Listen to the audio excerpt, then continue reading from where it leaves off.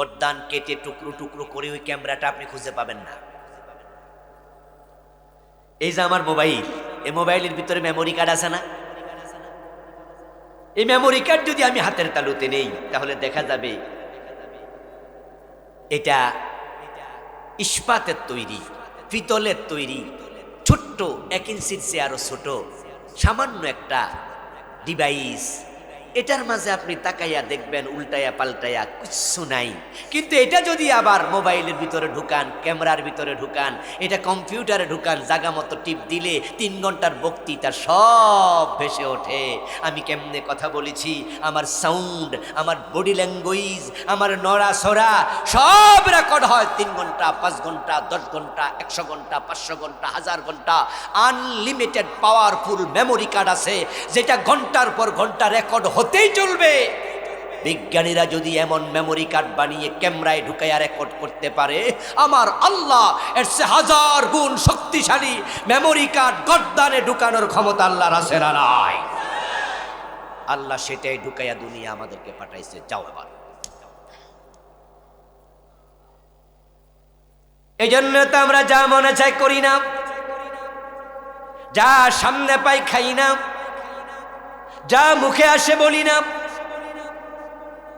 মা ইয়ালফিজু মিন কাউলিন ইল্লা লাদাইহি রাকীবুন আতীদ।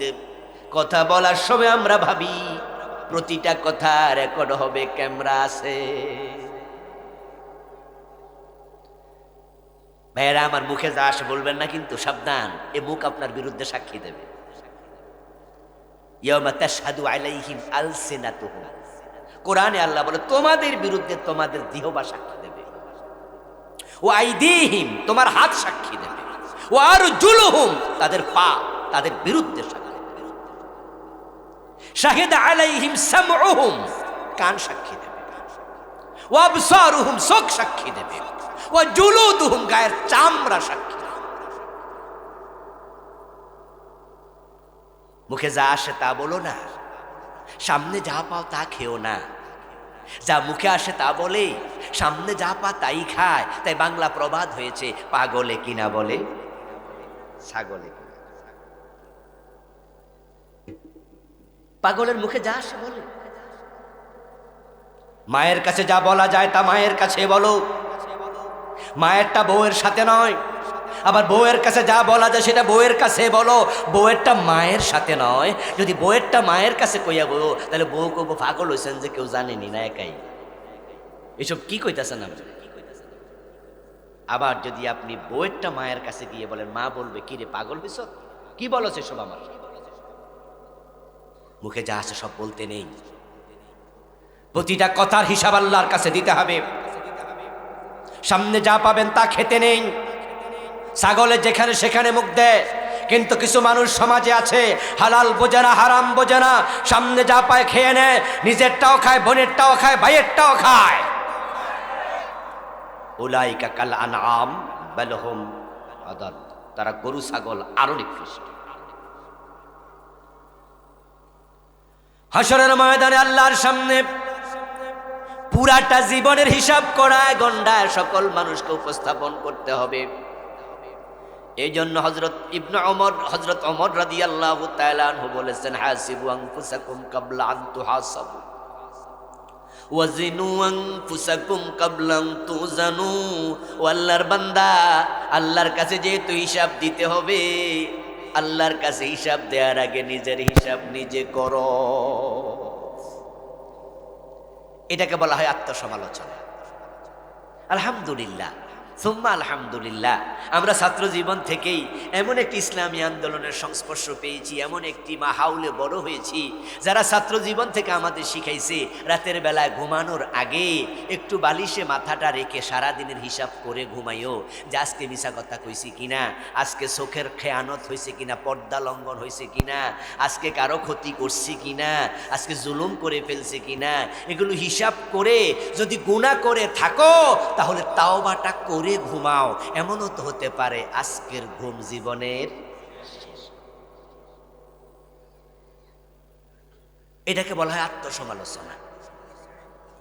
قال رسول الله صلى الله عليه وسلم الكيس من دان نفسه وعمل لما بعد الموت। প্রিয় নবীজি বলেছেন দুনিয়া সবচেয়ে চালাক সচেতন সেই লোকটা নিজের দোষ নিজে খোঁজে, আত্মসমালোচনা করে। আমরা কি নিজের দোষ খুঁজি না মানুষের দোষ খুঁজি? এটা চালাক মানুষের স্বভাব নয়। অন্যের দোষ নিয়ে তুমি টেনশন করো না, তার কবরে তুমি যাবে না, বরং নিজেকে নিয়ে টেনশন করো। পুরা জীবনের হিসাব আল্লাহর সামনে তোমাকেই প্রতিটা কদমের হিসাব দিতে হবে।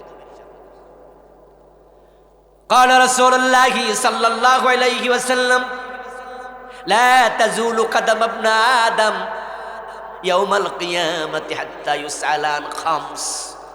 নবীজি বলছেন পাঁচটি প্রশ্নের জবাব দেওয়ার আগে কোন আদম সন্তানকে আল্লাহ কদম লাড়তে দেবেন না, সে তার পা নাড়তে পারবে না। পাঁচটা প্রশ্নের জবাব আগে দেও, তারপরে পা নাড়িও।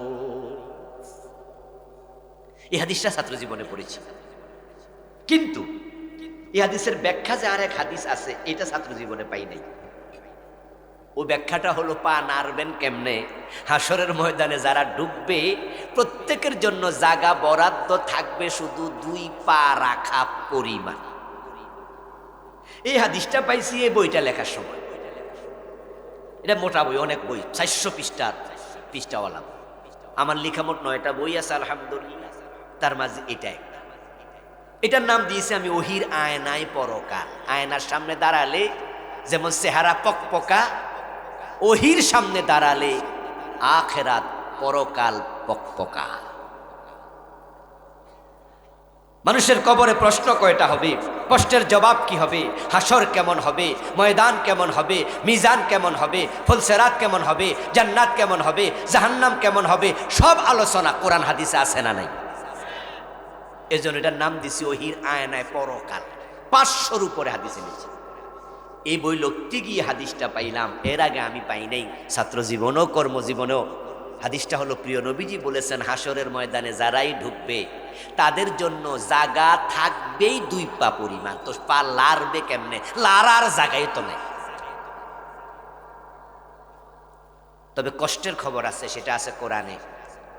সেটা হলো হাসরের ময়দানে যারাই ঢুকবে এই 2 পায়ের উপরে দাঁড়িয়ে থাকতে হবে 50,000 বছর। تعرج الملائكة والروح إليه في يوم كان مقداره 50,000 سنة। এটা হলো সেই আয়াত, যে আয়াত 50,000 বছর লম্বা হবে হাসরের দিন, আল্লাহ বলেছেন। আচ্ছা আপনারা আমরা এখানে যারা আছি 2 পায়ের উপর আমরা একভাবে দাঁড়ায় থাকলে কতক্ষণ পারবো হিসাব করুন তো। আপনি যদি হাঁটেন তাহলে 2 ঘন্টা 3 ঘন্টা 4 ঘন্টা আপনি হাঁটতে পারবেন, আরো বেশিও পারবেন। কিন্তু শুধু 2 পায়ের উপরে যদি বলি দাঁড়াই থাকবা, লড়তে পারবা না, দেখবেন যে আপনি 15-20 আধা ঘন্টা পরে আপনার পা ঝিমঝিম শুরু করবে। 1-2 ঘন্টা 3 ঘন্টা পরে কিন্তু আপনি আর দাঁড়াই থাকতে পারবেন না, অবশ্যই আর মতো হয়ে যাবে। এরপরে আপনি 6 ঘন্টা 7 ঘন্টা পরে কাইতে হয়ে পড়ে যাবেন। 2 পায়ের উপরে দাঁড়িয়ে থাকা খুব কঠিন। আর হাসরের ময়দানে যারাই ঢুকবে 50,000 বছর আল্লাহ দাঁড় করায় রাখবে। এই জন্য আমরা হাসরের ময়দানে যেতে চাই না, আমরা আল্লাহর কাছে ফানা চাই। বোঝেন না বোঝেন, আগে আমিন কইলান, বলে আমিন। আমরা হাসরের মাঠে যেতে চাই না, আল্লাহ আমাদের হাসরের মাঠে ঢুকাইও না, বলেন আমিন। কারণ আরো কিছু জায়গা আছে, কিছু বান্দারে আল্লাহ হাসরের মাঠে ঢুকাবেই না। কবর থেকে মানুষ আল্লাহর সামনে হাজির হওয়ার জন্য, হিসাব দেওয়ার জন্য যখন উঠবে, ওই আমলনামা আল্লাহ হাতে দেবেন, তখন তাদেরকে কবর থেকে তোলার সময় আল্লাহ 3 ভাগে ভাগ করে ফেলবেন। কয় ভাগে? 3 ভাগে। যে ধান বীজের জন্য রাখে ওই ধানের সাথে কিন্তু চিটা থাকে না। আপনারা তো কৃষক মানুষ নাকি? আমিও কৃষকের ছেলে। যে ধান দিয়ে আমরা বীজ বানাবো, চারা গাছ হবে, এটার এই এলাকায় কি কয়? জ্বালা। জ্বালা হবে। ওই ধানটা একটু আলাদা, একটু ভালো ধান রাখেন না আপনারা? নর্মাল ধান থেকে আমরা এটা আলাদা করি, এটার মাঝে যেন সিটা না থাকে, আলাদা করে ফেলি আমরা। সিটা বোঝেন তো নাকি? ফাইন কি সোসা চোসা। আচ্ছা, কোন এলাকার গালি, কোন এলাকার বলি। আল্লাহ আকবার, আল্লাহ আকবার, ভাষার ভেরিয়েশন। কবর থেকে ওঠার সাথে সাথে আল্লাহ ভালো মানুষ খারাপ মানুষ হাসরের ময়দানে নেবে না, এর আগে আলাদা করে ফেলবে। সুবহানাল্লাহ পড়ে। নবীজি বলেছেন ইহশারুন নাস ইয়াউমাল কিয়ামাতি সালাসাত আসনাফ, আল্লাহ তিন ভাগ করবে। সিনফান মাশাতাব ওয়া সিনফান রুকবানা ওয়া সিনফান আলা উজুহিহিম।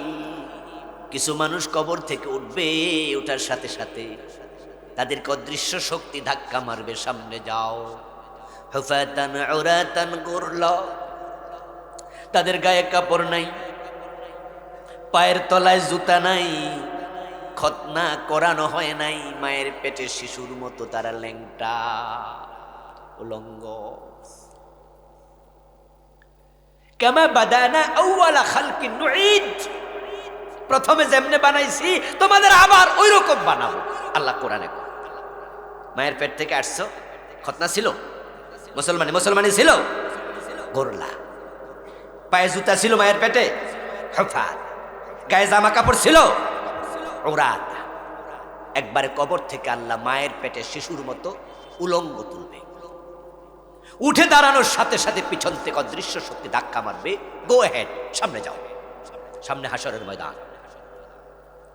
ওরা হলো মুশাতান, পদাতিক বাহিনী, সবাই হাঁটতে থাকবে হাসরের ময়দানের দিকে। ফাতাতুনা ফুয়াজা, দল বেঁধে সব মানুষ সেখানে হাজির হয়ে যাবে। ইয়াসলাউনাহা ইয়াউমাদ্দিন ওয়া মা হুম আনহা বিগাইবিন, একজনও বাদ নাই, কবরে লুকিয়ে থাকতে পারবা না।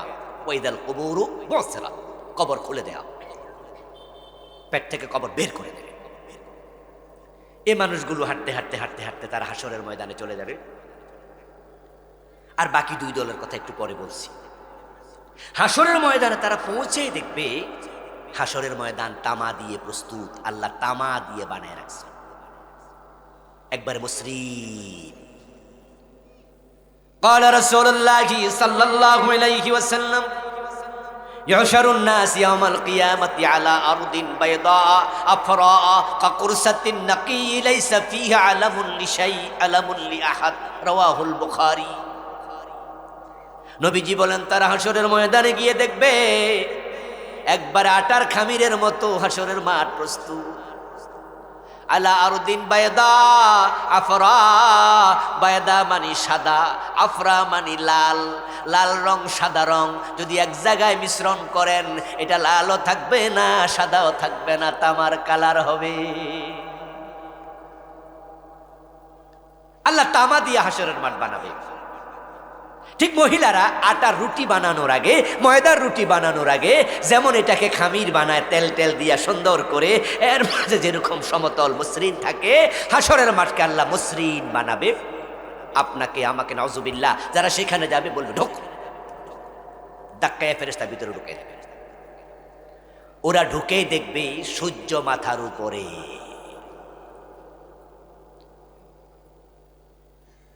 قال رسول الله صلى الله عليه وسلم يحشر الناس يوم القيامة على مقدار أعمالهم, হাসরের ময়দানে হাজির করবে তাদের আমলের আলোকে। তারা যখন ঢুকবে ইউদনা তুদনা শামসু, সূর্যকে কাছাকাছি আনা হবে, কা মিকদারে মিলিন, সুরমা দানির শলাকার মতো দূরত্বে। সুরমা দেওয়ার জন্য যে শলাকা ওটা যেমন মাত্র 2-2.5 ইঞ্চি হয়, নবীজি বলছেন মাত্র 2 থেকে 2.5 ইঞ্চি দূরে সূর্য হাজির থাকবে, তুমি হাত তোলা দিতে পারবে না। নিচে তামার মাটি, উপরে সূর্য।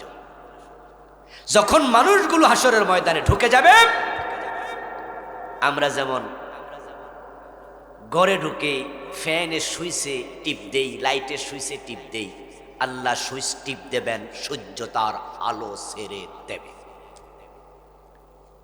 সূর্য যখন মাথার 2 ইঞ্চি উপর থেকে 1.5 ইঞ্চি উপর থেকে আলো ছাড়বে, হাসরের ময়দান তামার তৈরি, পুরাটা ময়দান এক মুহূর্তের ভিতরে জাহান্নামের আগুনের মতো গরম হয়ে যাবে।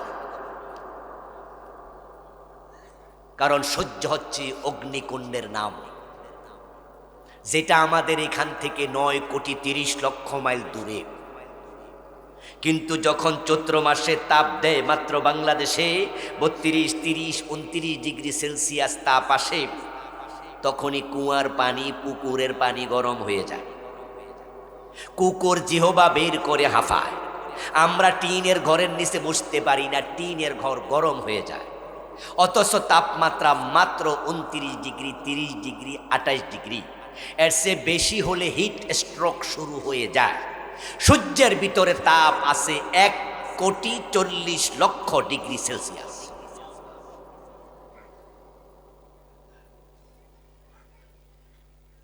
যেই তাপমাত্রায় লোহা বানানো হয়, নরমালি মোমবাতির তাপমাত্রা সবচেয়ে কম, সেটা হচ্ছে 1000 ডিগ্রি সেলসিয়াস।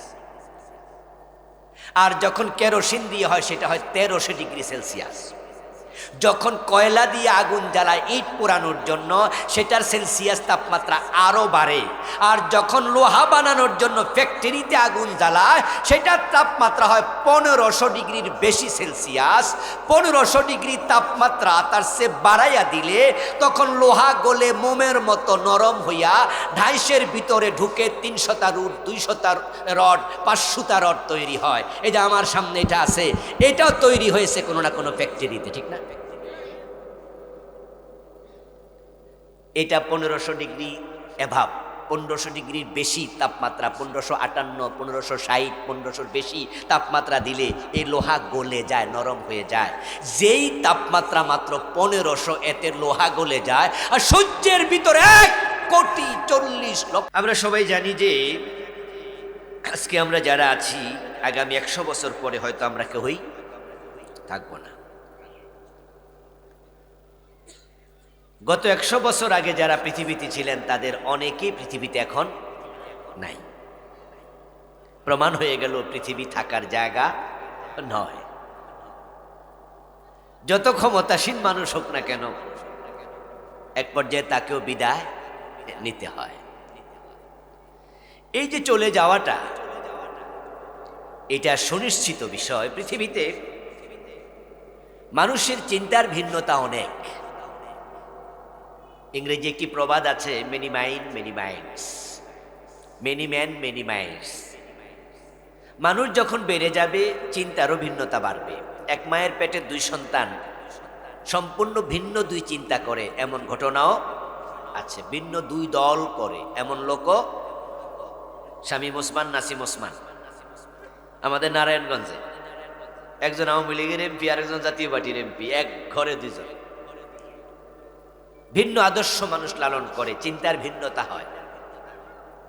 এমন ভিন্নতা হয়, কিছু কিছু মানুষ চিন্তা করতে করতে আল্লাহরে খুঁজে পায় না, কই আল্লাহই নাই। নাউজুবিল্লাহ পড়েন না? এমন নাস্তিক পৃথিবীতে আছে কিনা? দেখেন তাদের চিন্তার কত গভীর, চিন্তা কোথায় গেল। ভিন্ন চিন্তার মানুষ পৃথিবীতে হয়, কিন্তু পৃথিবী থেকে চলে যেতে হবে, থাকা যাবে না, মরতেই হবে, এ নিয়ে পৃথিবীতে কারো দ্বিমত নাই, যেতেই হয়। কুল্লু নাফসিন যায়কাতুল মাউত। কোরআন মাজিদের এই আয়াতের উপরে পৃথিবীর সব মানুষ সমানভাবে বিশ্বাস করে। যত প্রাণী আছে পৃথিবীতে, মৃত্যুর স্বাদ সবাইকে আস্বাদন করতেই হবে। চলে যাওয়া একটি চূড়ান্ত সত্য কথা, চিরন্তন সত্য কথা। এখন প্রশ্ন হলো, যাবেন কোথায়? এই যে চলে যাচ্ছি, কোথায় যাব? কোরআন মাজিদ আল্লাহ তাআলা বলছেন, ফারিকুন ফিল জান্নাহ ওয়া ফারিকুন ফিস সাঈর। তামাম পৃথিবীর যত মানুষ আছে, সব মানুষ দুদিকে যাচ্ছে। ডেস্টিনেশন, গন্তব্য দুটি, কারো জন্য জান্নাত, কারো জন্য জাহান্নাম। এই দুটির মাঝখানে কোনো গন্তব্য নাই। তো আমরা যারা আজকের মাহফিলে আছি, আমরা কোথায় যেতে চাই? সবাই মেহেরবানি করে কথা বলেন, কোথায় যেতে চাই? আমরা আল্লাহর জান্নাতে যেতে চাই। আচ্ছা, জান্নাতে কি যেতে চাইলে যাওয়া যায়?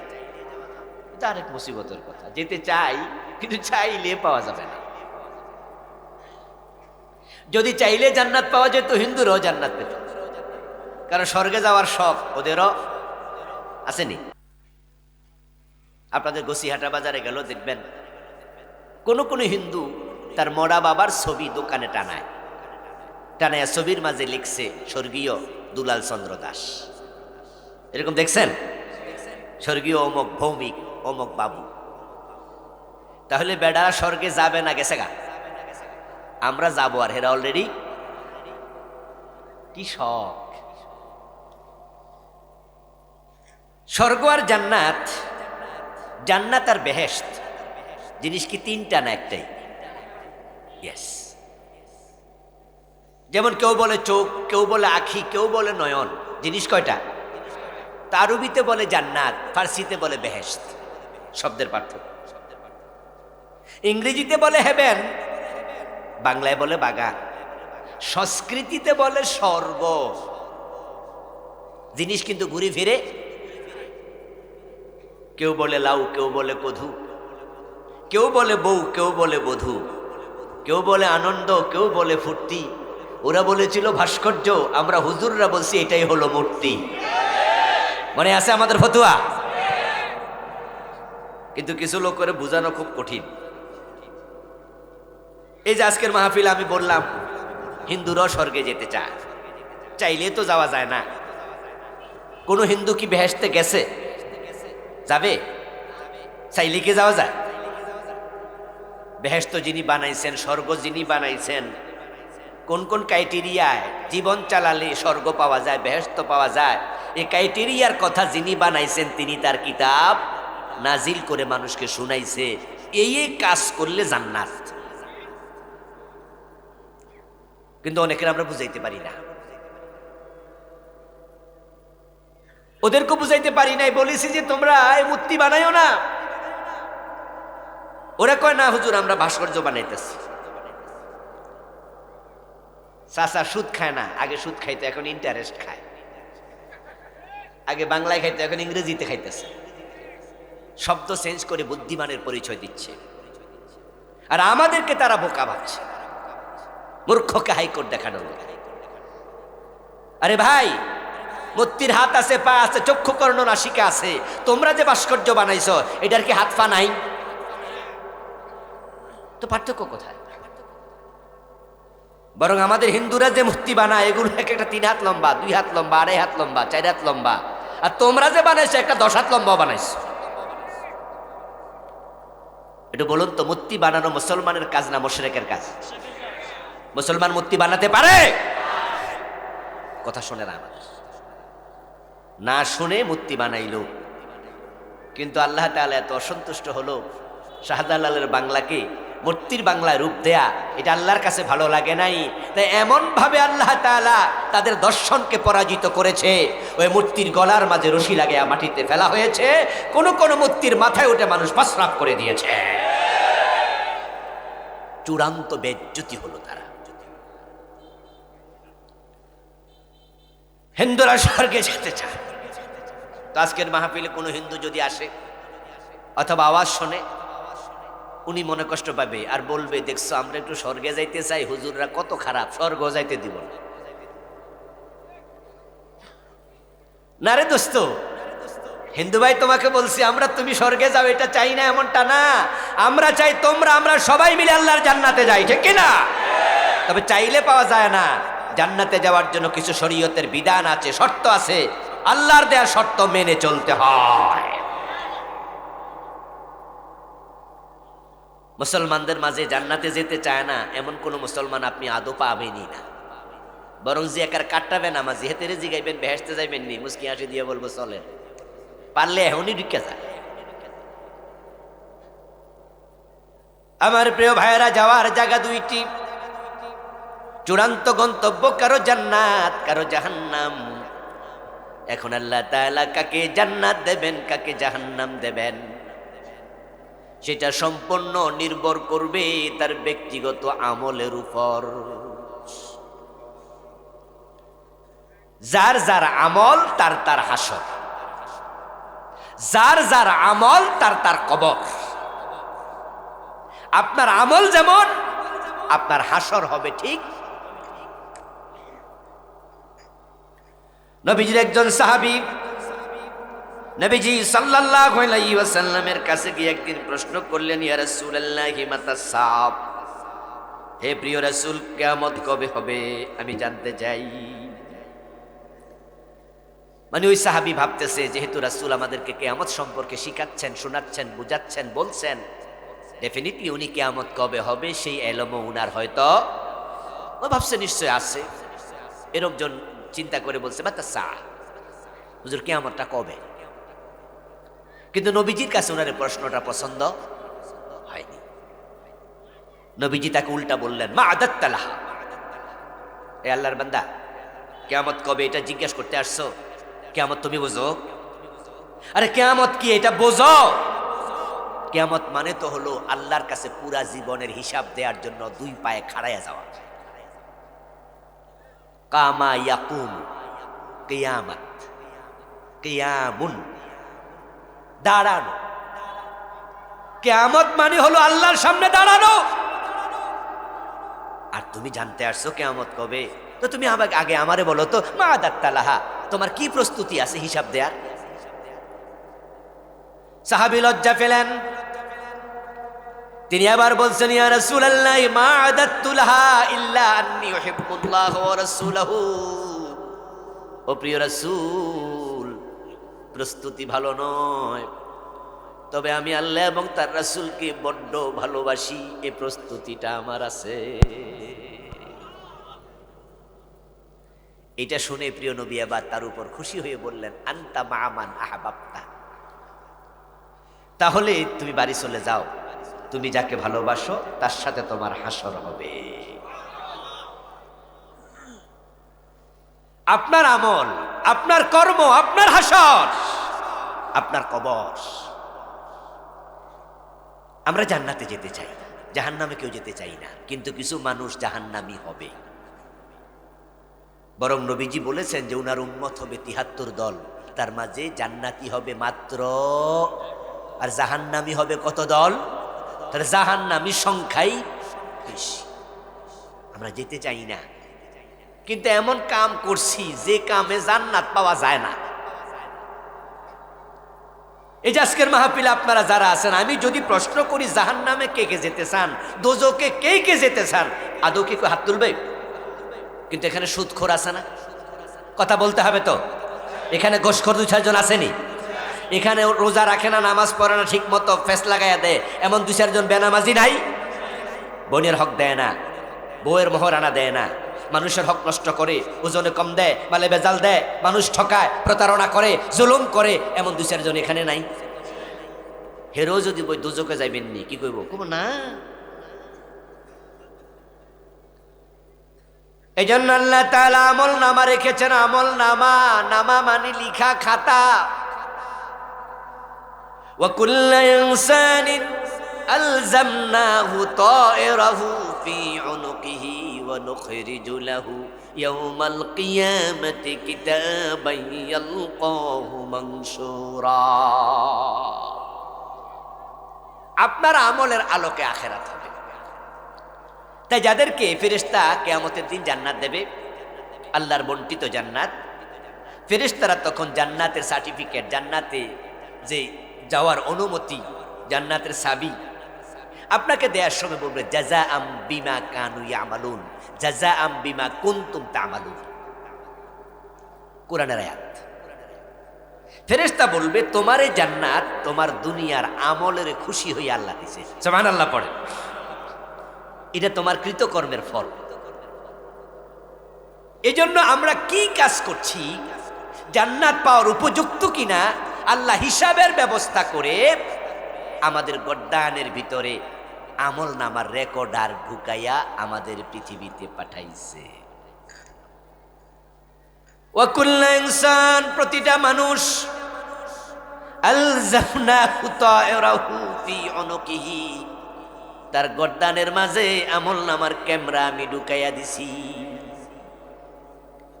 তার আমল নামার রেকর্ডার আমি তার গর্দানের ভিতর ঢুকাইছি।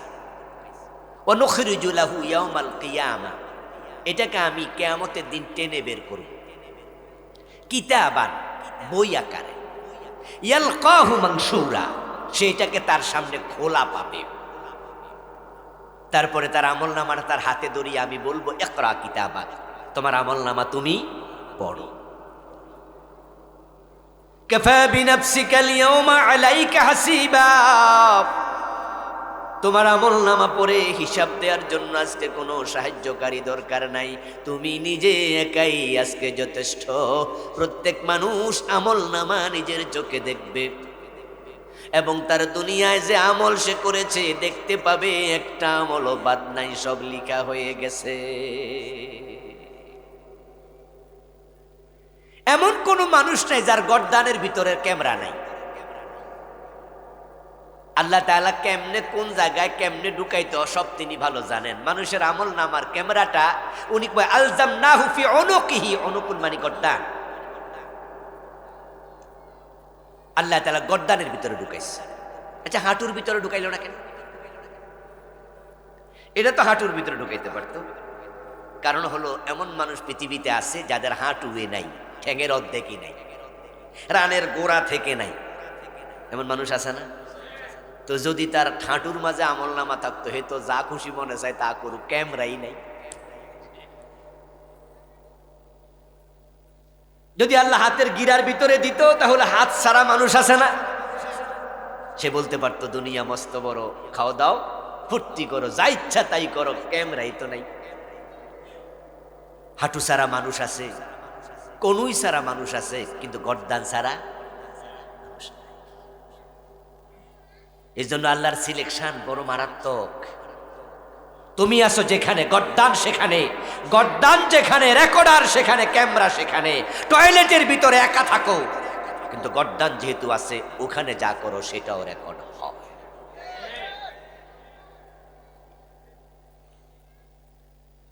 হাসরের ময়দানে আমলনামা হাতে দেওয়ার পর পাপিষ্ঠ মানুষগুলো আশ্চর্য হয়ে বলবে, মালি হাযাল কিতাব লা ইউগাদিরু সগীরাতান ওয়ালা কাবীরাতান ইল্লা আহসাহা। কি আশ্চর্য কিতাব! দুনিয়া ছোট বড় যা করেছি একটাও বাদ নাই, সব হাজির। ফামান ইয়ামাল মিসকালা যাররাতিন খায়রান ইয়ারা। যাররা পরিমাণ যদি কেউ কাজ করে, যাররা বোঝেন তো, যাররা মানে পরমাণু, অণু। অণু, অণুর সে ছোট কি? পরমাণু। খালি চোখে দেখা যায় না অণু, এটা দেখার জন্য যন্ত্র লাগে, তার নাম অণুবীক্ষণ যন্ত্র, মাইক্রোস্কোপ। আর অণুর সে ছোট হলো পরমাণু। কোন মুফাসসির বলেছেন, একটা সরিষাকে যদি 70 ভাগে ভাগ করা হয়, তাহলে 1 ভাগের পরিমাণ যতটুকু ওটাকে জাররা বলা। দুনিয়াতে আমরা যদি ওই পরিমাণ ভালো কাজ করি অথবা মন্দ কাজ করি, গর্দানের ভিতরে যে ক্যামেরা আল্লাহ ঢুকাইছে সেটাও সেখানে রেকর্ড হবেই, বাদ পড়বে না। গর্দান কেটে টুকরো টুকরো করে ওই ক্যামেরাটা আপনি খুঁজে পাবেন না। এই যে আমার মোবাইল, এই মোবাইলের ভিতরে মেমোরি কার্ড আছে না? এই মেমোরি কার্ড যদি আমি হাতের তালুতে নেই, তাহলে দেখা যাবে এটা ইস্পাতের তৈরি, পিতলের তৈরি, ছোট্ট 1 ইঞ্চির চেয়ে আরো ছোট সামান্য একটা ডিভাইস। এটার মাঝে আপনি তাকাইয়া দেখবেন উল্টাইয়া পাল্টাইয়া কিচ্ছু নাই। কিন্তু এটা যদি আবার মোবাইলের ভিতরে ঢুকান, ক্যামেরার ভিতরে ঢুকান, এটা কম্পিউটারে ঢুকান, জায়গা মতো টিপ দিলে 3 ঘন্টার বক্তৃতা সব ভেসে ওঠে। আমি কেমনে কথা বলেছি, আমার সাউন্ড, আমার বডি ল্যাঙ্গুয়েজ, আমার নড়াচড়া সব রেকর্ড হয়। 3 ঘন্টা, 5 ঘন্টা, 10 ঘন্টা, 100 ঘন্টা, 500 ঘন্টা, 1000 ঘন্টা। আনলিমিটেড পাওয়ারফুল মেমোরি কার্ড আছে, যেটা ঘন্টার পর ঘন্টা রেকর্ড হতেই চলবে। বিজ্ঞানীরা যদি এমন মেমোরি কার্ড বানিয়ে ক্যামেরায় ঢুকাইয়া রেকর্ড করতে পারে, আমার আল্লাহ এর চেয়ে 1000 গুণ শক্তিশালী মেমোরি কার্ড গর্দানে ঢুকানোর ক্ষমতা আল্লাহর আছে না নাই? আল্লাহ সেটাই ঢুকাইয়া দুনিয়া আমাদেরকে পাঠাইছে। যাও এবার। এই জন্য তো আমরা যা মনে চাই করি না, যা সামনে পাই খাই না, যা মুখে আসে বলি না। মা ইয়ালফিজু মিন কাউলিন ইল্লা লাদাইহি রাকিবুন আতীদ। কথা বলার সময় আমরা ভাবি, প্রতিটা কথা রেকর্ড হবে, ক্যামেরা আছে। ভাইয়েরা আমার, মুখে যা আসে বলবেন না কিন্তু, সাবধান, এ মুখ আপনার বিরুদ্ধে সাক্ষী দেবে। ইয়াউমা তাশহাদু আলাইহিম আলসিনাতুহুম, কোরআনে আল্লাহ বলে তোমাদের বিরুদ্ধে তোমাদের জিহ্বা সাক্ষী দেবে। ওয়া আইদিহিম, তোমার হাত সাক্ষী দেবে। ওয়া আরজুলুহুম, তাদের পা তাদের বিরুদ্ধে সাক্ষী দেবে। শাহিদা আলাইহিম সামউহুম, কান সাক্ষী দেবে। ওয়া আবসারুহুম, চোখ সাক্ষী দেবে। ওয়া জুলুদুহুম, গায়ের চামড়া সাক্ষী দেবে। মুখে যা আসে তা বলো না, সামনে যা পাও তা খেও না। যা মুখে আসে তা বলে, সামনে যা পা তাই খায়। তাই বাংলা প্রবাদ হয়েছে, পাগলে কিনা বলে ছাগলে কিনা। পাগলের মুখে যা আসে বলে। মায়ের কাছে যা বলা যায় তা মায়ের কাছে বলো, মায়েরটা বউয়ের সাথে নয়। আবার বউয়ের কাছে যা বলা যায় সেটা বউয়ের কাছে বলো, বউয়েরটা মায়ের সাথে নয়। যদি বউয়েরটা মায়ের কাছে কইয়া বউ, তাহলে বউ কব পাগল হয়েছেন যে কেউ জানেনি না, একাই। এসব কি কইতাছেন আপনি? আবার যদি আপনি বউয়েরটা মায়ের কাছে গিয়ে বলেন, মা বলবে কি রে পাগল হইছ, কি বলো সেসব আমার। মুখে যা আসে সব বলতে নেই, প্রতিটা কথার হিসাব আল্লাহর কাছে দিতে হবে। সামনে যা পাবেন তা খেতে নেই। ছাগলে যেখানে সেখানে মুখ দেয়, কিন্তু কিছু মানুষ সমাজে আছে হালাল বোঝে না, হারাম বোঝে না, সামনে যা পায় খেয়ে নেয়, নিজেরটাও খায়, বোনেরটাও খায়, ভাইয়েরটাও খায়। উলাইকা কাল আনআম বাল হুম আদাল, তারা গরু ছাগল আরো নিকৃষ্ট। হাসরের ময়দানে আল্লাহর সামনে পুরাটা জীবনের হিসাব করায় গন্ডায় সকল মানুষকে উপস্থাপন করতে হবে। এই জন্য হযরত ওমর রাদিয়াল্লাহু তাআলা আনহু বলেছেন, হাসিবু আনফুসাকুম ক্বাবলা আন তুহাসাবু ওয়াজিনু আনফুসাকুম ক্বাবলা আন তুজানু। ও আল্লাহর বান্দা, আল্লাহর কাছে যেহেতু হিসাব দিতে হবে, আল্লাহর কাছে হিসাব দেওয়ার আগে নিজের হিসাব নিজে করো। এটাকে বলা হয় আত্মসমালোচনা। আলহামদুলিল্লাহ, সুম্মা আলহামদুলিল্লাহ, আমরা ছাত্র জীবন থেকেই এমন একটি ইসলামী আন্দোলনের সংস্পর্শ পেয়েছি, এমন একটি মাহাউলে বড় হয়েছি, যারা ছাত্র জীবন থেকে আমাদের শিখাইছে রাতের বেলায় ঘুমানোর আগে একটু বালিশে মাথাটা রেখে সারাদিনের হিসাব করে ঘুমাইও, যে আজকে মিছা কথা কইছি কিনা, আজকে চোখের খেয়ানত হয়েছে কিনা, পর্দা লঙ্ঘন হয়েছে কিনা, আজকে কারো ক্ষতি করছি কিনা, আজকে জুলুম করে ফেলছে কিনা। এগুলো হিসাব করে যদি গুনাহ করে থাকো, তাহলে তাওবাটা করে ঘুমাও। এমনও তো হতে পারে আজকের ঘুম জীবনের শেষ। এটাকে বলা হয় আত্মসমালোচনা। কালা রাসূলুল্লাহ সাল্লাল্লাহু আলাইহি ওয়াসাল্লাম, আল কাইয়িসু মান দানা নাফসা ওয়া আমিলা লিমা বাদাল মাউত। প্রিয় নবীজি বলেছেন, দুনিয়া সবচেয়ে চালাক সচেতন সেই লোকটা নিজের দোষ নিজে খোঁজে, আত্মসমালোচনা করে। আমরা কি নিজের দোষ খুঁজি না মানুষের দোষ খুঁজি? এটা চালাক মানুষের স্বভাব নয়। অন্যের দোষ নিয়ে তুমি টেনশন করো না, তার কবরে তুমি যাবে না, বরং নিজেকে নিয়ে টেনশন করো। পুরা জীবনের হিসাব আল্লাহর সামনে তোমাকেই প্রতিটা কদমের হিসাব দিতে হবে। قال رسول الله صلى الله عليه وسلم لا تزول قدم ابن آدم يوم القيامة حتى يسأل عن خمس। নবীজি বলছেন, পাঁচটি প্রশ্নের জবাব দেওয়ার আগে কোনো আদম সন্তানকে আল্লাহ কদম লাড়তে দেবেন না, সে তার পা নাড়তে পারবে না। পাঁচটা প্রশ্নের জবাব আগে দেও, তারপরে পা নাড়িও। এই হাদিসটা ছাত্র জীবনে পড়েছি, কিন্তু এই হাদিসের ব্যাখ্যা যে আর এক হাদিস আছে, এটা ছাত্র জীবনে পাই নাই। ও ব্যাখ্যাটা হলো, পা নাড়বেন কেমনে? হাসরের ময়দানে যারা ডুববে প্রত্যেকের জন্য জায়গা বরাদ্দ থাকবে শুধু 2 পা রাখা পরিমাণ। এই হাদিসটা পাইছি এই বইটা লেখার সময়। এটা মোটা বই, অনেক বই, 400 পৃষ্ঠাওয়ালা। আমার লেখা মোট 9টা বই আছে আলহামদুলিল্লাহ, তার মাঝে এটা একটা। এটার নাম দিয়েছি আমি ওহির আয়নায় পরকাল। আয়নার সামনে দাঁড়ালে যেমন চেহারা পকপকা, ওহির সামনে দাঁড়ালে আখেরাত পরকাল পকপকা। মানুষের কবরে প্রশ্ন কয়টা হবে, প্রশ্নের জবাব কি হবে, হাসর কেমন হবে, ময়দান কেমন হবে, মিজান কেমন হবে, ফুলসেরাত কেমন হবে, জান্নাত কেমন হবে, জাহান্নাম কেমন হবে, সব আলোচনা কোরআন হাদিসে আছে না নাই? এজন্য এটার নাম দিছি ওহির আয়নায় পরকাল। 500-র উপরে হাদিসে নিয়েছি। এই বই লিখতে গিয়ে হাদিসটা পাইলাম, এর আগে আমি পাই নাই। ছাত্র জীবনেও কর্মজীবনেও হাদিসটা হলো, প্রিয় নবীজি বলেছেন হাসরের ময়দানে যারাই ঢুকবে তাদের জন্য জায়গা থাকবেই 2 পা পরিমাণ। তো পা লাড়বে কেমনে? লাড়ার জায়গায় তো নেই। তবে কষ্টের খবর আছে, সেটা আছে কোরআনে। সেটা হলো হাসরের ময়দানে যারাই ঢুকবে এই 2 পায়ের উপরে দাঁড়িয়ে থাকতে হবে 50,000 বছর। تعرج الملائكة والروح إليه في يوم كان مقداره 50,000 سنة। এটা হলো সেই আয়াত, যে আয়াত 50,000 বছর লম্বা হবে হাসরের দিন, আল্লাহ বলেছেন। আচ্ছা, আপনারা আমরা এখানে যারা আছি 2 পায়ের উপর আমরা একভাবে দাঁড়ায় থাকলে কতক্ষণ পারবো হিসাব করুন তো। আপনি যদি হাঁটেন তাহলে 2 ঘন্টা 3 ঘন্টা 4 ঘন্টা আপনি হাঁটতে পারবেন, আরো বেশিও পারবেন।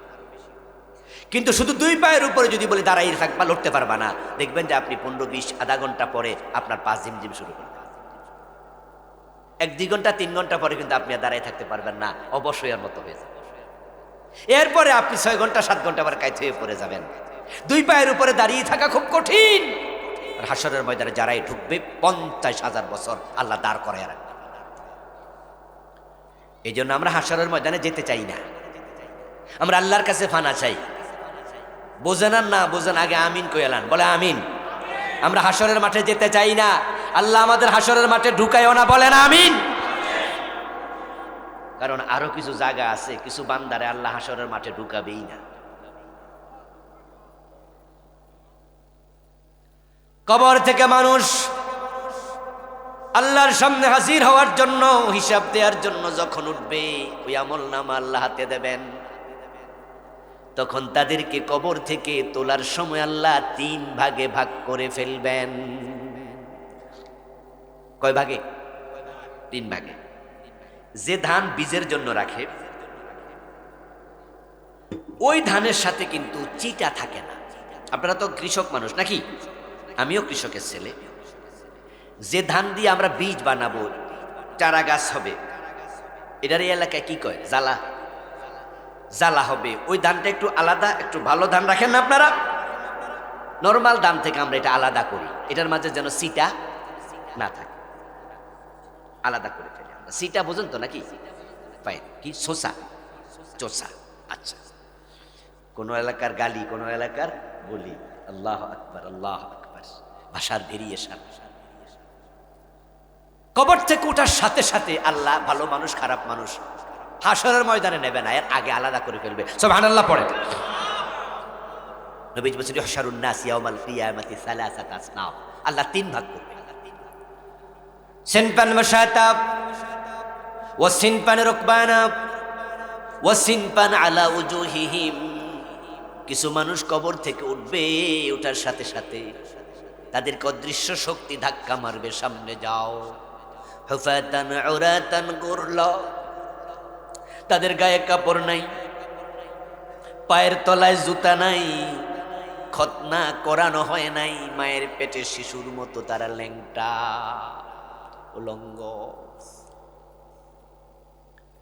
কামা বাদানা আউয়ালা খালকিন নুঈদ, প্রথমে যেমনে বানাইছি তোমাদের আবার ওই রকম বানাবো।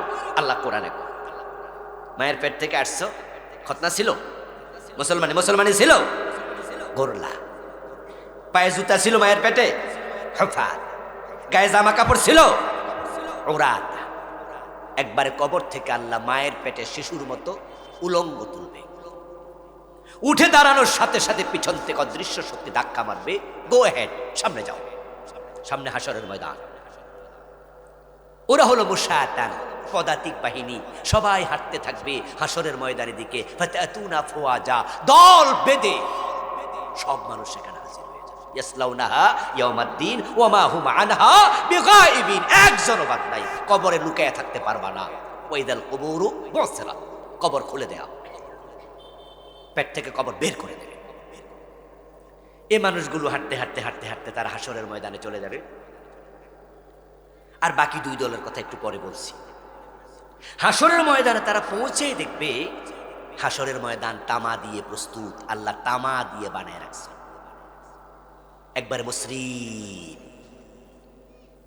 قال رسول الله صلى الله عليه وسلم يحشر الناس يوم القيامة على أرض بيضاء أفراء كقرصة النقي ليس فيها علم لشيء علم لأحد رواه البخاري। নবীজি বলেন তারা হাসরের ময়দানে গিয়ে দেখবে একবার আটার খামিরের মতো হাসরের মাঠ প্রস্তুত। আলা আরদিন বায়দা আফরা, বায়দা মানে সাদা, আফরা মানে লাল, লাল রং সাদা রং যদি এক জায়গায় মিশ্রণ করেন এটা লালও থাকবে না সাদাও থাকবে না, তামার কালার হবে। আল্লাহ তামা দিয়ে হাসরের মাঠ বানাবে। ঠিক মহিলারা আটার রুটি বানানোর আগে, ময়দার রুটি বানানোর আগে যেমন এটাকে খামির বানায় তেল টেল দিয়া সুন্দর করে, এর মাঝে যেরকম সমতল মসৃণ থাকে, হাসরের মাঠকে আল্লাহ মসৃণ বানাবে। আপনাকে আমাকে নাউজুবিল্লাহ যারা সেখানে যাবে বলবে ঢোক, ধাক্কায় ফেরেশতা ভিতরে ঢুকে দেবে। ওরা ঢুকেই দেখবে সূর্য মাথার উপরে।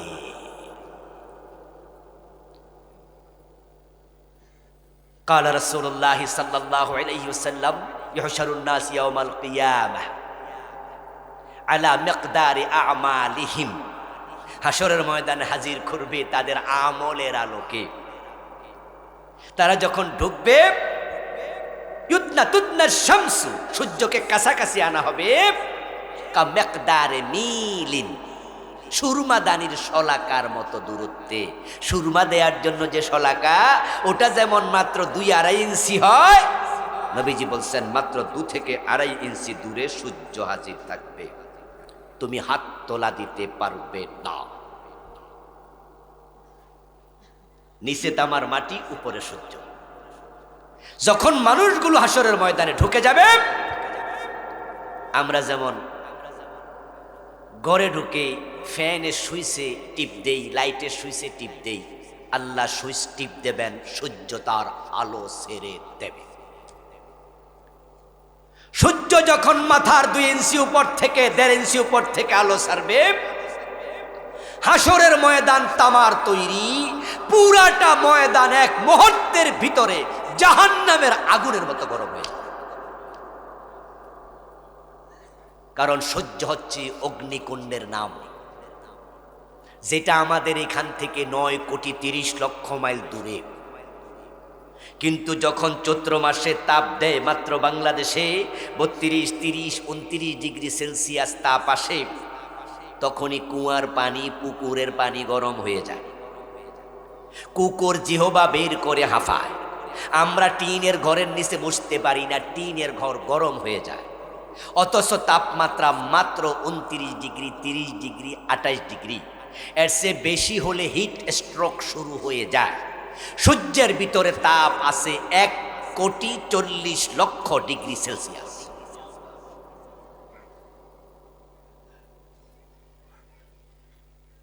যেই তাপমাত্রায় লোহা বানানো হয়, নরমালি মোমবাতির তাপমাত্রা সবচেয়ে কম, সেটা হচ্ছে 1000 ডিগ্রি সেলসিয়াস।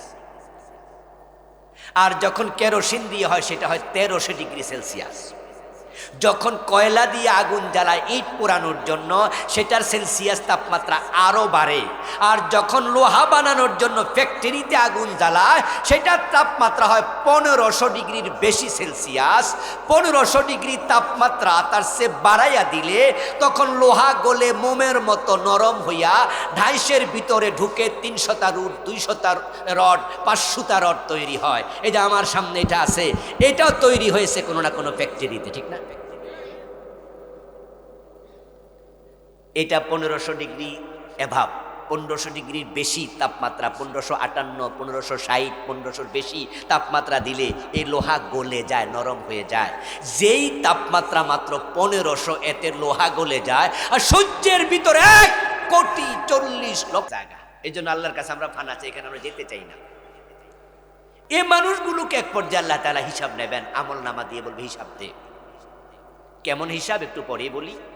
আরেকটা গ্রুপ, নবীজি বলছেন সিনফান রুকবানা, আরেক দল মানুষ বড় সৌভাগ্যবান। তারা কবর থেকে উঠেই দেখবে কবরের পারে ফেরেশতারা আল্লাহর জান্নাতের গাড়ি নিয়ে দাঁড়ায় আসে। ওরা হবে সেদিন রয়্যাল গেস্ট, রাজকীয় মেহমান। সেদিনের রাজার নাম কি? হাসরের ময়দানে রাজত্ব কার? আওয়াজ দিয়ে বলুন না, সেদিনের রাজা কে? লিমানিল মুলকুল ইয়াউম লিল্লাহিল ওয়াহিদিল কাহ্হার। সে মহারাজা, তিনি সেদিন আপনার জন্য আমার জন্য কবরের পাশে জান্নাতের গাড়ি পাঠাবে। আল্লাহ তুমি কবুল করো, বলেন আমিন। ফেরেশতারা আপনাকে বরণ করার জন্য জান্নাতি গাড়ি নিয়ে আসবে। কবর থেকে ওঠার সাথে সাথে হালান সাহানান মারহাবান, আপনাকে ইস্তেকবাল দেবে, ফুলের শুভেচ্ছায় বরণ করবে, ফুলের পাপড়ি ছিটায়া গলার মাঝে জান্নাতের ফুলের মালা দেবে।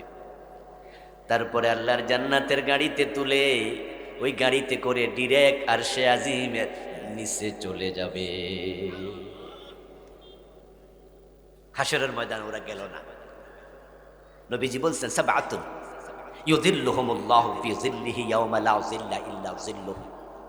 7 ধরনের মানুষ আল্লাহ তাদেরকে নিজের আরশের নিচে জায়গা দেবে, যেদিন আল্লাহর আরশের ছায়া ছাড়া কোনো ছায়া থাকবে না। এই হাদিসটি সহিহ মুসলিমে আছে। মুস্তাদরেকে হাকিমে আরেকটা হাদিস আছে, যেটা আমি এই বইতে এনেছি। এই 7টার সাথে আরেকটা গুণ যোগ হয়েছে, মোট 8 গ্রুপ মানুষ। নবীজি এই হাদিসে বলছে 7 জন, আরেক হাদিসে বলছে ভিন্ন একজন। মোট 8টা চরিত্রের মানুষকে আল্লাহ আরশে আজিমের নিচে জায়গা দেবে। এই মানুষগুলো আরশে আজিমের নিচে থাকবে মাত্র 4-5 মিনিটের মতো, সামান্য সময়। নবীজি বলছেন ওই মানুষগুলোকে আল্লাহ তাআলা ডান হাতে আমলনামা দেবেন, গর্দান থেকে বের করে আমলনামা ডান হাতে দেবেন। ফাসাউফা ইউহাসাবু হিসাবান ইয়াসীরা। আল্লাহ কোরআনে বলে তাদের হিসাব আল্লাহ সহজে নিয়া তাদেরকে জান্নাত দিয়ে দেবেন। তার আরশে আজিমের নিচে থাকবে কামাকদারিস সালাতিল মাকতুবা আল্লাতী তুসাল্লা ফিদ দুনিয়া। দুনিয়ার জীবনে 1 ওয়াক্ত নামাজ পড়তে যে কয় মিনিট লাগে, ওই কয় মিনিট থাকবে। 1 ওয়াক্ত নামাজ যদি ফজর হয় তাহলে 2 রাকাত, ফরজ নামাজের কথা বলছি, সালাতুল মাকতুবা ফরজ নামাজ। জোহর আসর এশা হয় তাহলে 4 রাকাত। মাগরিব হলে ফরজ কয় রাকাত? তো ফজরের নামাজ পড়তে আমাদের কয় মিনিট লাগে? 10-12 মিনিট, 2 রাকাত। এসে বেশি তো লাগে না, নরমালি 10-12 মিনিটই লাগে, আরো কারো কমও লাগে। জোহরের নামাজ 4 রাকাত পড়তে 7-8 মিনিট লাগে। নবীজি বলছে আর সে আজিমের নিচে যারা যাবে তারা মাত্র 7-8 মিনিট থাকবে, আল্লাহ জান্নাত দিয়ে দেবে, হিসাবই নেবে না। ফাসাউফা ইউহাসাবু হিসাবান ইয়াসীরা। হিসাব সহজ। নবীজি একদিন এই আয়াত নাজিল হওয়ার পর সেজদায় গিয়ে তিনি নফল নামাজে পড়ছিলেন, আল্লাহুম্মা হাসিবনি হিসাবান ইয়াসীরা। মা আয়েশা পাশে শোয়া। নবীজি তাহাজ্জুদ পড়তেন, লম্বা নামাজ পড়তেন, তো মা আয়েশা ওই সময় শুয়ে থাকতেন, ঘুমায় থাকতেন, কম বয়সী মানুষ।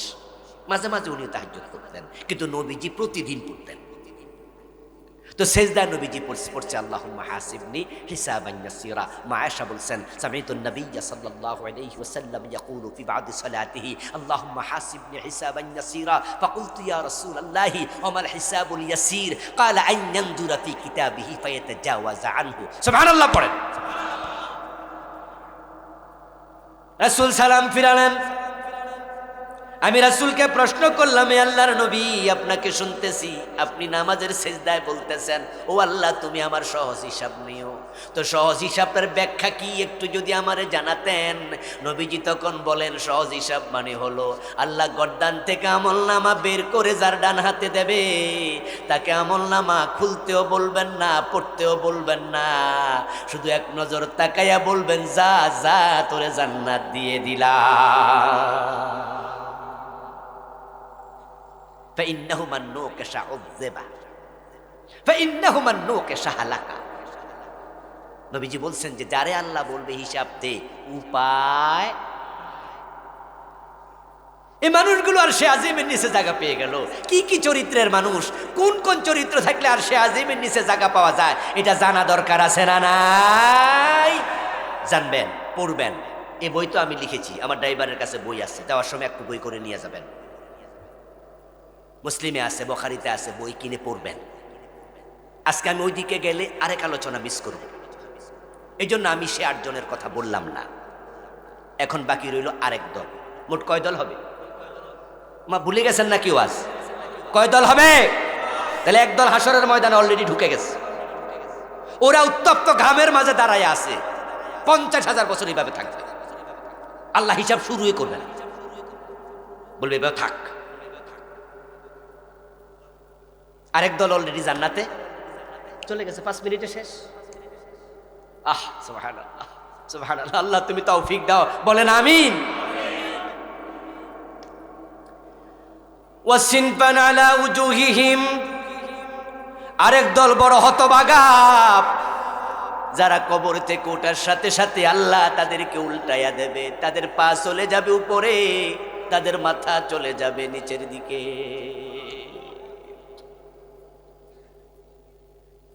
আল্লাহ উল্টাইয়া দেবে। কোরআন হাদিসে যা আছে তা মানে না, উল্টা উল্টা চলে, এমন কিছু লোক আছে না? এজন্য তুমি যেমন আল্লাহ তোমার সাথে আচরণ করবে। ইব্রাহিম আলাইহিস সালাম আল্লাহকে মহব্বত করে ভালোবাসে, আল্লাহ কি চমৎকার আচরণ করলো, আগুনকে ফুল বাগান বানিয়ে দিল। আবার ফেরাউন ফাজলামি করছে, আল্লাহ পানির ডুবাই দিল, ঠিক কি না? নমরুদ ফাজলামি করছে, জুতার বাড়ি খাওয়াই দিল। দুনিয়া তো তাই হবে, আখিরাত তো তাই হবে। ইন্না রাব্বাকা লাবিল মিরসাদ, তোমার রব ঘাটিতে বসে আছে। আল্লাহকে উপেক্ষা করে পালাতে পারে না। তুমি যেমন জুলুম করবে, তোমার সাথে আল্লাহ সে আচরণ করবে। গত 17 বছর 15 বছর আলেমদের সাথে কি জালেমরা আচরণটা করেছে, আল্লাহ এমন গজব দিয়েছে, দেশ থেকে পালিয়ে যেতে হয়েছে।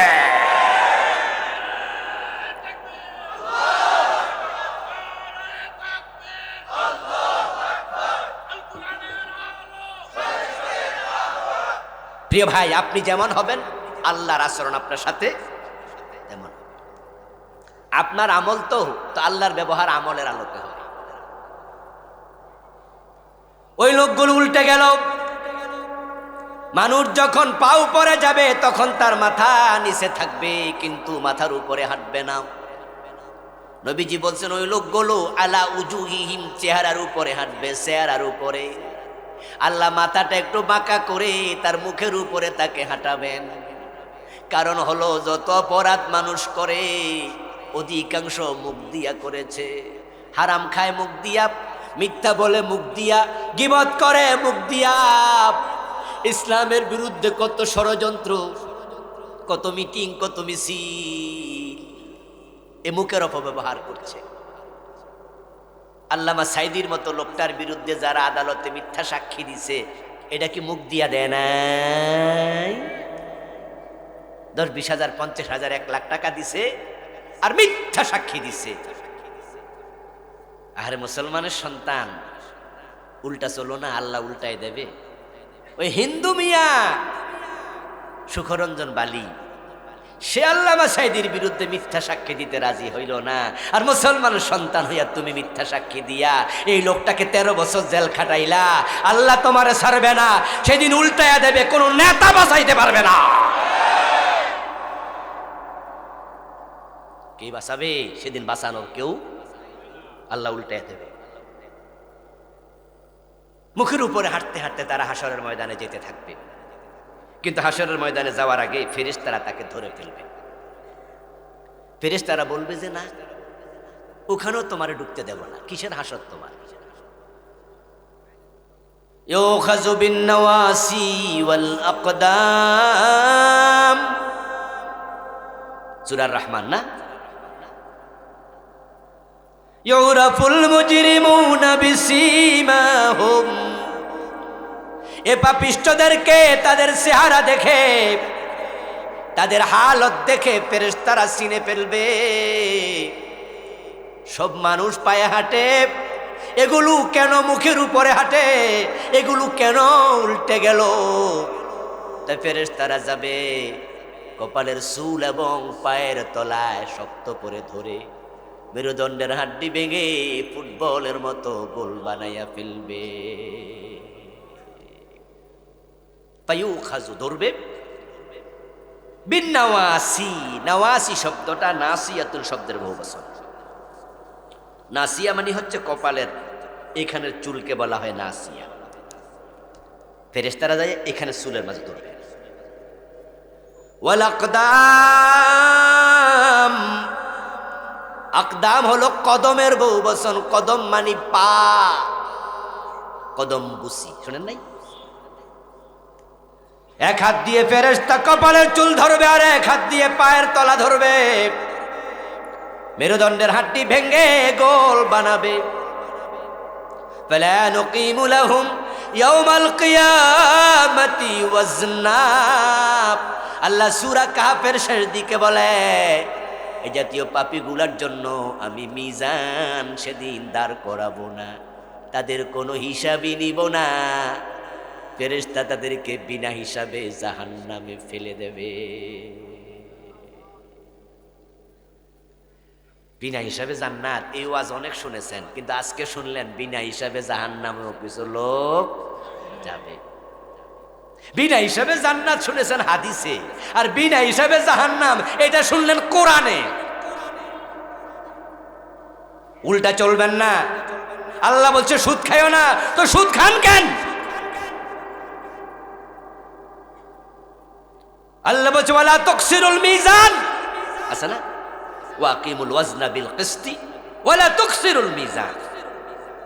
মিজানে কম দিও না, উল্টা পাল্টা করো না, দুধে পানি মিশাইও না, 2 নাম্বার তেলকে 1 নাম্বার তেল বলে বিক্রি করো না, ওজনে কম দিও না, মিজানে হেরফের করো না। মিজান মানে দাড়ি পাল্লা, চিন্তার পাল্লা আছে, কাজের পাল্লা আছে, সব কিছু মাপার যন্ত্র আছে, এটার নাম মিজান।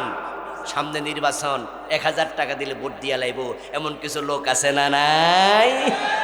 সে তার নিজের পরিমাপ বুঝলো না, পরিমাপের খেয়ানত করলো। 500 টাকা 1000 টাকার মাঝে যে তুমি নিজের বিক্রি করে দিলা দোস্ত, 500 টাকা দিলে তুমি নিজেকে সাপোর্ট করে দিলা, একজনকে তার পক্ষ নিয়ে নিলা, ভোট দিয়া দিলা, সাপোর্ট দিয়া দিলা, তার পক্ষে একটা শিল দিয়া দিলা, হাত দিয়া চাপ মাইরা দিলা ভোটে। ছাগলের দাম কত মার্কেটে? ছোট ছাগলের দাম কত? একবারে ছোটটার দাম কত? তো 7,000 4,000 5,000 নিচে তো ছাগলও বেচা হয় না। 500 টাকা তুমি বেচাও কেমনে? ঠিক না? ঠিক না? আরে ছাগলও তো 5,000 টাকার নিচে পাওয়া যায় না, 1,000 টাকা তুমি বেচাও কেমনে? আসলে আল্লাহ যে কোরআনে কইছিল উলাইকা কাল আনআম বাল হুম আদাল, আল্লাহ তো মিছা কথা কয় না, বেঠিক কয় না, আল্লাহর কথা সব সত্য, ঠিক কি না? তাহলে বোঝা গেল তারা পশু, গরু ছাগল, আল্লাহ কয় না আরো নিচে। ঠিক তো 1,000 টাকা যে বেচা যায় এ তো ছাগলও না।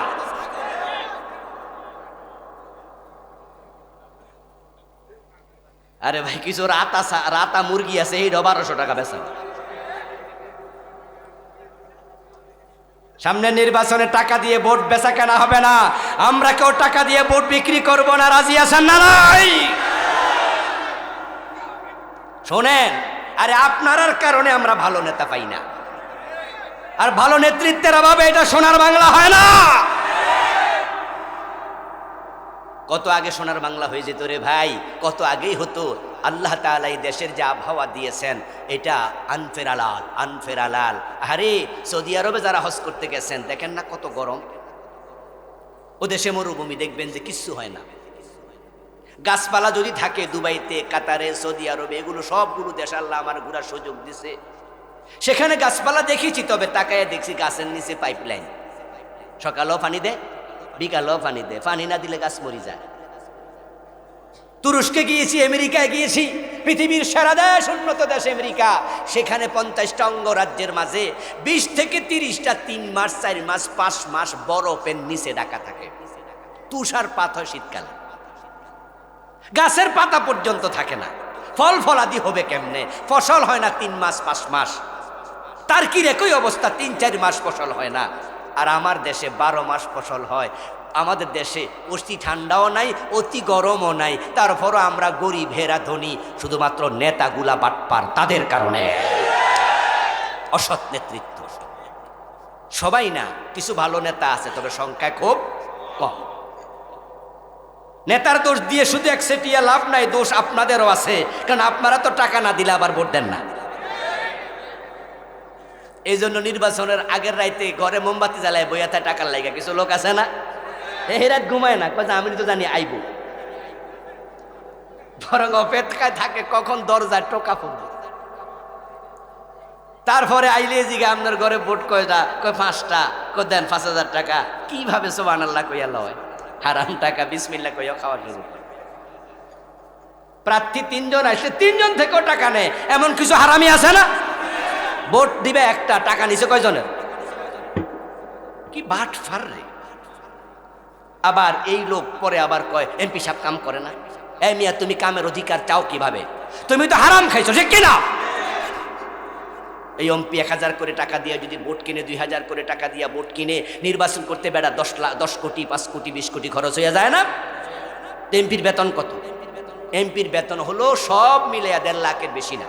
গুগলে দেখেন আপনারা বাংলাদেশের এমপির বেতন, সচিবদের একটু বেশি, 1 লাখ টাকার কিছু বেশি, সব মিলে ধরেন 1.5 লাখ পাইল। অন্য সুযোগ সুবিধার কথা বলছি না। 1.5 লাখ টাকা তার বেতন হলে 1 বছরের বেতন হয় 18 লক্ষ টাকা, 5 বছরে হয় 90 লাখ। তো খরচ করছে 10 কোটি, বাকি 9 কোটির খবর কি? এই যে আপনারা খরচটা করাইছেন, তাহলে বেড়া তো পাস করার আগে চুরি করা ধান্দা করবে, ঠিক না? এই জন্য সিদ্ধান্ত নিতে হবে, ওয়ালা তাকসিরুল মিজান, পরিমাপে কোনো অন্যায় আমরা করব না। আমরা অন্যায় করব না, নেতাদেরকে অন্যায় করতে দেব না।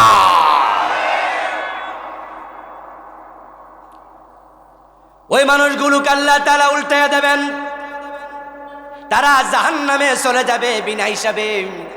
এখন হাশরের ময়দানে যারা উপস্থিত আছেন তাদের খবর বলি। জান্নাতীরা জান্নাতে চলে গেল, খারাপ মানুষেরা জাহান্নামে চলে গেল। এবার হাশরের ময়দানে যারা আছে, আল্লাহ তাদেরকে আমলনামা দিয়া বলবে হিসাব দেও।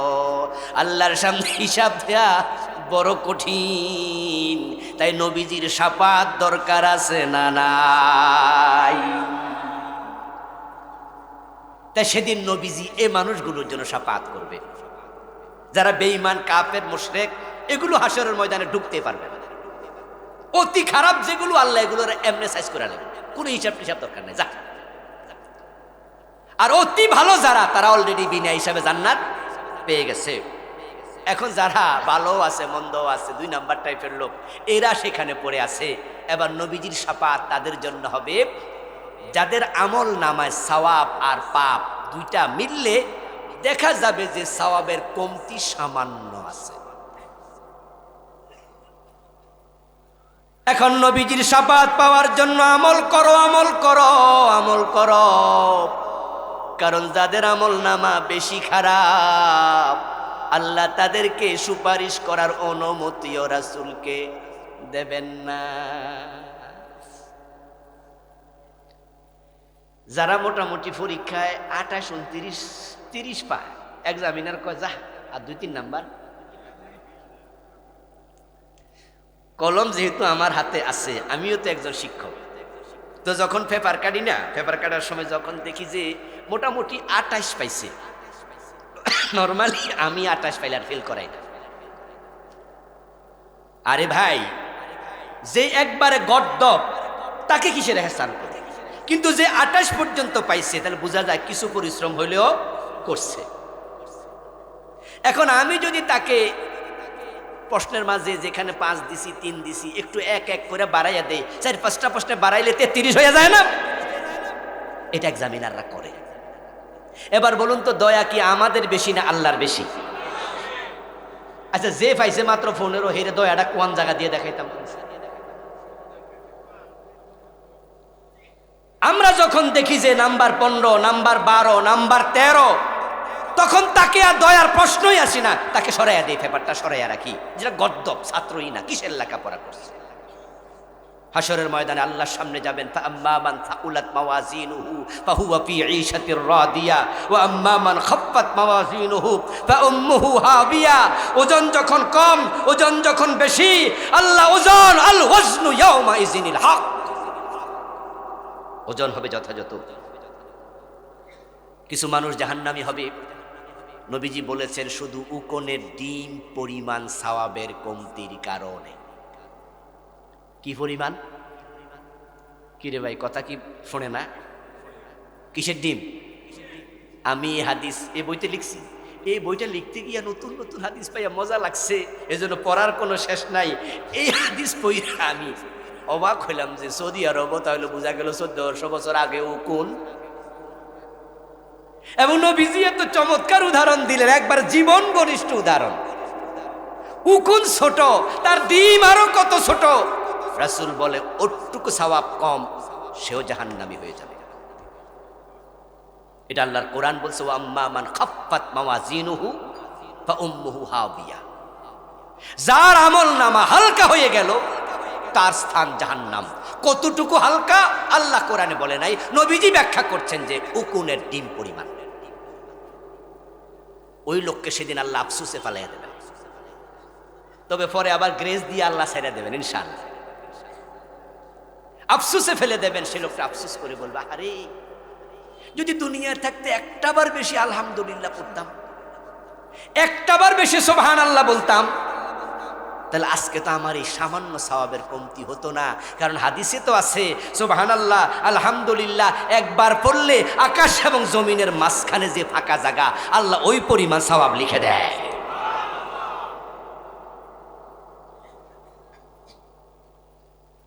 আমরা হাশরের ময়দানে আফসোস করতে চাই না, বিপদে পড়তে চাই না। এই জন্য সময় হেলায় পেলায় কাটাবো না, জিকির আজকারে কাটাবো। বসে আছেন, কোনো কাজ নাই, সুবহানাল্লাহ আলহামদুলিল্লাহ লা ইলাহা ইল্লাল্লাহ আস্তাগফিরুল্লাহ পড়ার সুযোগ থাকলে পড়া দরকার আছে না নাই? সেদিন আফসোস করে কোনো লাভ হবে না। এখন নবীজি এই জাতীয় যারা গ্রেস মার্ক দরকার, আল্লাহ তাদেরকে বলুন, তাদের ব্যাপারে বলবেন, রাসূল আপনি সুপারিশ করুন। আমাদের বাংলাদেশে তো আবার শাফাত খুব ফ্রি হয়ে গেছে। শাফাতের ওয়াজ শুনতে শুনতে আমরা মনে করতেছি যে কারোর জন্য যে কেউ শাফাত করবে। এই জন্য যারা মোসওয়ালা, দাড়ি কামায়, লম্বা চুল, দোতারা বাজায়, হেরাও কয় আছেন আমার মুক্তার, আছেন আমার ব্যারিস্টার, শেষ বিচারের হাইকোর্টেতে তিনি আমায়, আমি পাপী তিনি জামিনদার, টুনটুনা টুনটুন। এই জন্য আমাদের দেশের ভণ্ড পীরেরা বলতেছে মুরিদদেরকে, আমার কাছে মুরিদ হইলে আখেরাতে কোনো টেনশন, এবং ওয়াদা দিলাম যে তোমার ছাড়া আমি বেহেশতে যামু। ওরে বাবা রে বাবা, মানে উনি মনে হয় যেন নিশ্চিত হয়ে রয়েছে, এবং সাথে মুরিদরাও নিয়ে যাবে। এত সোজা নয়। মান যাল্লাযী ইয়াশফাউ ইনদাহু ইল্লা,